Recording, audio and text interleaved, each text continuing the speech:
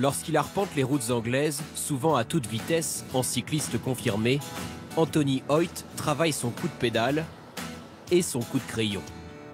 Cela ne se voit pas, mais pendant cette sortie du dimanche, le Picasso à vélo, c'est son surnom, dessine le fruit de son imagination. Je suis en train de réaliser un dessin de 3 visages à Cheltenham. Un avec un chapeau, un avec des lunettes, et là en ce moment je fais les cheveux du personnage du milieu. Au fil des kilomètres, 73 ce jour-là, son itinéraire reproduit en effet un tracé qu'il a lui-même créé, en l'occurrence 3 visages, que voici en vue satellite sur le logiciel Strava. Après 4h45 d'efforts, à tourner et virer, comme dans un labyrinthe. Je prépare mes parcours, puis je les ajoute sur mon petit GPS. Ça fait un bip quand je dois tourner. Beaucoup de gens pensent que je suis fou de faire ça, mais c'est devenu une sorte d'obsession. Un peu comme un gosse. J'adore découvrir des itinéraires.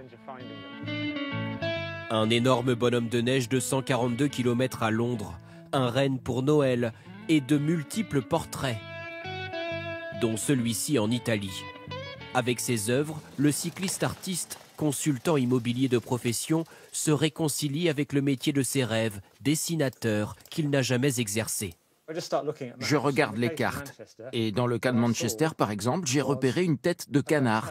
Je vous la dessine grossièrement. Il passe des week-ends entiers à concevoir ses circuits et à peaufiner les formes. Ensuite, j'utilise beaucoup les images des rues, je regarde les croisements pour savoir où aller. Bon, là j'aurais peut-être besoin d'enjamber les barrières. Anthony Hoyt est encouragé dans cette étonnante passion par toute sa famille, surtout par sa femme Catherine. Tu devrais te faire un maillot, le Picasso à pédales. Tu es ma conseillère. Oui, c'est vrai. Je lui montre mes dessins car ils doivent être compris immédiatement. Si Catherine me demande « qu'est-ce que c'est que ça ?», alors c'est que ça ne marche pas. Au prochain Noël, ouvrez grand les yeux. Vous pourriez croiser ce Picasso anglais sur les routes françaises, où il a une revanche à prendre.